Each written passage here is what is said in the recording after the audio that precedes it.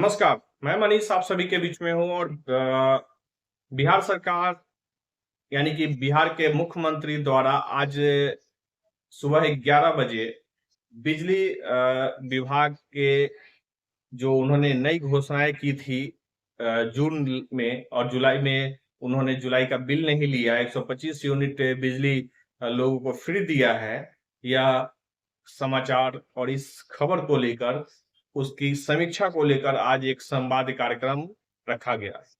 संवाद कार्यक्रम में हाजीपुर वैशाली जिले के डीएम के नेतृत्व में बिजली विभाग द्वारा जो बिहार नॉर्थ पावर डिस्ट्रीब्यूशन है उसके माध्यम से वैशाली जिले के मुख्यालय जो कि दिघी क्षेत्र में आप देखते हैं कि बिहार सुधारात्मक एक भवन बनाई गई है। उस भवन में आज उसका आयोजन किया गया जिसमें विद्युत विभाग के सभी पदाधिकारी जो भी कर्मचारी है वो सभी मौजूद थे।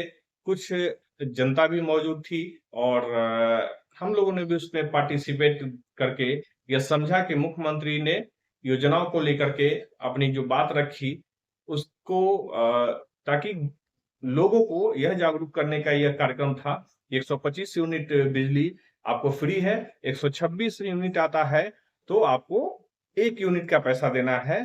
उसी प्रकार से जैसे इसमें कोई भ्रम नहीं हो कि 125 के बाद 126 अगर होता है तो 126 यूनिट का पैसा देना होगा, ऐसा नहीं है। अन्य राज्यों की तरह नहीं है। बिहार एक समृद्ध एक अलग प्लेटफॉर्म पे काम करती है और उस संदेश को लेकर के वहां वैशाली के डीएम ने कुछ संवाद किया, संदेश दिया, उसको सुन लीजिए।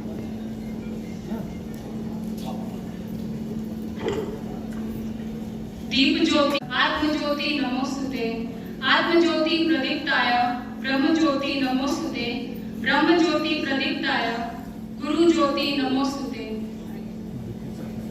दीपक की छोटी सी लौ गहरे से गहरे अंधकार को चीर देती है। इस कार्यक्रम में मंच पर उपस्थित माननीय विधायक जी, माननीय जिला परिषद अध्यक्ष, पदाधिकारीगण, आप सभी जनता जनार्दन, महिलाओं और प्यारे बच्चे, आप सब इस कार्यक्रम में आए, इसमें आपका हार्दिक स्वागत है।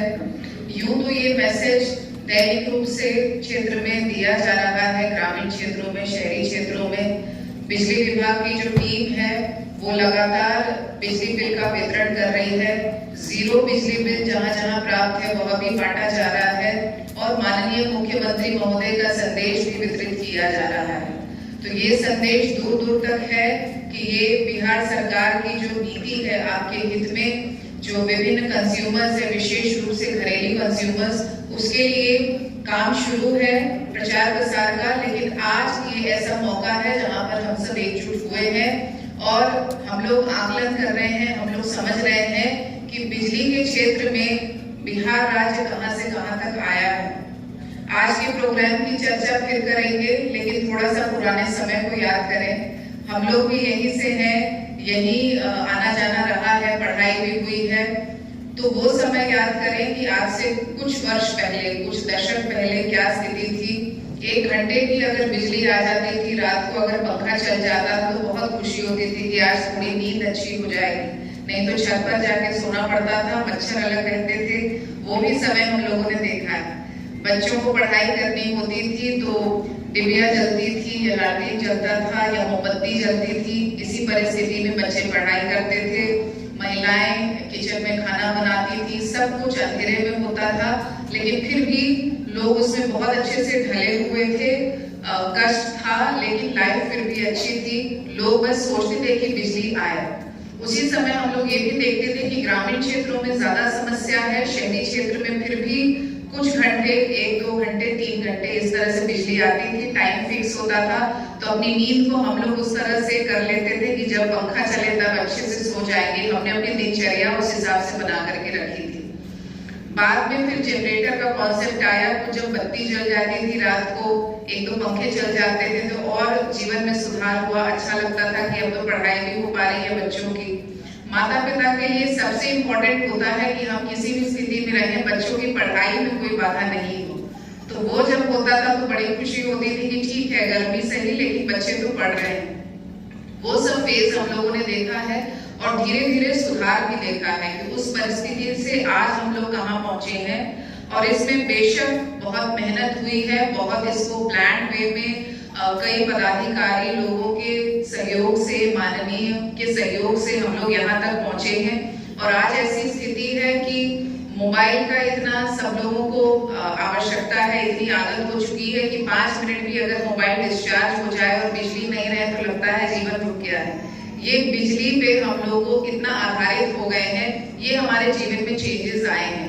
इसी परिपेक्ष में हम लोग आज के इस कार्यक्रम को समझें और बिहार सरकार का जो निर्णय है, ये जो बड़ा निर्णय है, इसको समझें कि बिजली की खपत तो होनी है, हम लोग निर्भर हैं, वो करते भी हैं। ग्रामीण क्षेत्रों में भी सभी जगह अमूमन 24 घंटे बिजली दी जाती है, अनटिल एंड अनलेस कोई वहां पे कोई तकनीकी समस्या ना हो, सभी जगह बिजली निर्बाध रूप से दी जाती है। आप लोगों की जो समस्याएं आती रहती हैं, रात को भी हमको कभी कॉल्स आते हैं, मैडम यहाँ बिजली चली गई, उसी समय बिजली विभाग को सूचना दी जाती है, आपकी समस्याओं का त्वरित निष्पादन भी होता है। अब आपके जीवन में एक और सकारात्मक सुधार आया है कि 125 यूनिट जो बिजली है उसकी खपत के बाद आपको कोई बिजली का बिल नहीं देना है। इसके लिए विशेष रूप से जो महिलाएं हैं उनके लिए ये बहुत खुशी का विषय है। ज्यादा घरों में यही रहती हैं और सारी जो खर्चे हैं इन्हीं को मेंटेन करना होता है। तो जब बिजली बिल माफ होता है और हमारे लगभग 2/3 से 70% जो घरेलू कंज्यूमर्स है उनको इसका लाभ मिल रहा है कि उनको इस बार और आगे भी जब तक उनका कंजम्पशन 125 यूनिट होता है मासिक, उनको कोई बिजली का बिल देने की जरूरत नहीं है। ये बहुत बड़ा निर्णय है, बाकी राज्यों से भी आप कंपेयर कर सकते हैं। इसमें यह भी समझने वाली बात है कि और राज्य में जहां पे इस तरह की स्कीम लागू की गई हो वहां पे 125 यूनिट तक फ्री रहेगा और 126 यूनिट तक आप गए तो अचानक से आपको सारा बिल भरना पड़ेगा। लेकिन यहाँ वो चीज नहीं हो रही है, यहाँ 125 यूनिट मुफ्त है और उसके बाद जो 126 होगा उसको 1 यूनिट मान करके आगे गिनती होगी। तो ये बहुत बड़ा रिलीफ है हमारे राज्य में, हमारे बिहार सरकार की ओर से आप लोगों के हित में, और पूरी आशा है कि आप इसका बेनिफिट लेंगे। आप जो बिजली की खपत है उसको इसी तरह से लिमिट करके रखेंगे और सौर ऊर्जा को भी बढ़ावा देंगे। आप जानते हैं कि जो फॉसिल फ्यूल्स आधारित जो एनर्जी जनरेशन है, कोयला पर आधारित जो हम लोग बिजली पैदा करते हैं, ये सारे लिमिटेड संसाधन है, सीमित संसाधन है। हम लोगों को ऐसे ऊर्जा स्रोत की जरूरत है ताकि हमारे पर्यावरण को भी कोई कठिनाई ना हो, आगे भी सब चीजें अच्छे से चलती रहे, कॉस्ट भी रिड्यूस हो और आने वाला जीवन हमारे बच्चों के लिए भी अच्छा हो। इसलिए नॉन रिन्यूएबल रिसोर्सेज की ओर हम लोगों को जाना आवश्यक है, जिसमें सौर ऊर्जा बहुत अच्छा ऑप्शन है। बिहार सरकार इसको प्रमोट भी करती है, विभिन्न प्रकार की योजनाएं भी हैं। अभी पीएम सूर्यघर योजना भी चल रही है, जिसमें जो प्राइवेट होम्स है उसपे अगर आप सोलर यूनिट्स लगाते हैं तो उसके आपको भी बेनिफिट्स मिलेंगे। अपनी जरूरत से ज्यादा बिजली आप यदि पैदा उसमें करेंगे तो वो सरकार खरीद के आपको अतिरिक्त पैसे भी देगी। मतलब आपको पैसा नहीं भरना है, बिजली बिल भी नहीं भरना है और अतिरिक्त जो आप बिजली देंगे उसके लिए सरकार आपको अतिरिक्त पैसा देगी। तो ये बहुत अच्छा संसाधन के रूप में आप लोगों के प्रमाणित होगा और पर्यावरण को भी इससे बल मिलेगा। स्मार्ट मीटर्स लगातार क्षेत्र में लगाए जा रहे हैं, ग्रामीण क्षेत्रों में, शहरी क्षेत्रों में। यह कार्य अभी ऐसे 2 साल और चलना है, लेकिन बिजली टीम को इंस्ट्रक्शन दिया गया है कि स्मार्ट मीटर को प्राथमिकता पर लगाएं। इसमें जरूर सहयोग करें। किसी भी प्रकार की यदि भ्रांति हो कि स्मार्ट मीटर लगाएंगे तो बिजली बिल ज्यादा आएगा, ऐसा नहीं है। अगर किसी केस में बिजली बिल अनावश्यक रूप से ज्यादा आता है, जो मामले हम लोग देखते हैं जनता दरबार में या लोक शिकायत में, यदि यह प्रमाणित होता है कि आपकी गलती नहीं है, बिजली विभाग की ओर से यह किया गया है, तो उसका आपको लाभ मिलता है, उसमें परेशान होने की आवश्यकता नहीं है। लेकिन ये नैरेटिव कि स्मार्ट मीटर लगाने से ज्यादा बिजली बिल आएगा, इसमें नहीं जाए। स्मार्ट मीटर अवश्य लगाएं ताकि आप भी देख सकें कि आपकी बिजली की खपत कैसी है और कैसे इसको आप लोग लिमिटेड रूप से रख सकते हैं। बिजली विभाग का काम बहुत महत्वपूर्ण है, कठिन भी है, 24 घंटे करना है। आपकी छोटी से छोटी समस्या बिजली को लेकर हम लोग उसको बहुत गंभीरता से लेते हैं। इसी क्रम में बिजली विभाग के सभी अभियंताओं को, चाहे वो कार्यपालक अभियंता हो, सहायक अभियंता हो, कनीय अभियंता हो, सभी को कहा गया है कि अपने मोबाइल को 24 घंटे ऑन रखना है। जो कंट्रोल रूम है बिजली का और जिला कंट्रोल रूम वह भी 24 घंटे ऑन रहता है। आपकी छोटी से छोटी समस्या के निदान के लिए प्रशासन प्रतिबद्ध है और हम लोग इसमें निरंतर प्रयास कर रहे हैं। आपका इसी तरह से आगे भी सहयोग मिले और आपके जीवन में सकारात्मक बदलाव हो। आपके स्वस्थ और खुशहाल जीवन के लिए हार्दिक शुभकामनाएं। ऐसे ही आपके जीवन में पॉजिटिव चेंजेस हो। धन्यवाद। जिलाधिकारी वैशाली का स्टेटमेंट आपने सुना, उसमें उन्होंने बहुत बारीकी से बिजली के महत्ता एवं थोड़ी सी राजनीतिक बातें भी उन्होंने की, जो पूरे वीडियो में आपको समझ में आ गया होगा।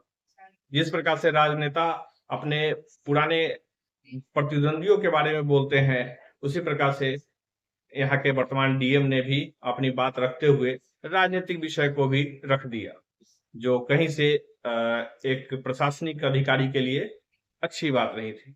संवाद कार्यक्रम की बात महत्वपूर्ण यह है कि संवाद कार्यक्रम में मुख्यमंत्री जी ने अपना लाइव प्रेजेंटेशन जो दिया, उसके बाद अधिकारियों ने ही से प्रेजेंटेशन अपना रखा, बिजली विभाग के भी कुछ अधिकारियों ने प्रेजेंटेशन रखा, वही घिसा पिटा कहानी। लेकिन संवाद यह होता है कि संवाद सामने वाले से भी हो, सिर्फ अपनी बात रखने को संवाद नहीं कहते हैं।